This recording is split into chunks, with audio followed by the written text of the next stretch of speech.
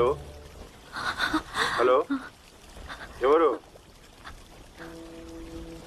Hello కమల, కమల. ఓ ఆ చోటు దానికోసమేనా రోజు ఎంతమందితో ఫోన్ చేపిస్తుంది? ఏంది నా మీద సిఐడి చేపిస్తుందా? వదిలేసిన దాన్ని అర్థమైతలేదా? దానికి చెప్పుండ్రి. ఆ దరిద్రాన్ని వదిలేసి చాలా దూరం వచ్చిన. దుబాయ్లో చాలా మంచిగా ఉన్నా. ఈడ నాకు పెళ్ళయింది. ఇంకా ఆ దరిద్రంతో నేగలేను. ఎవరు చేస్తాడండి ఆ షొటిదంతో సంసారం?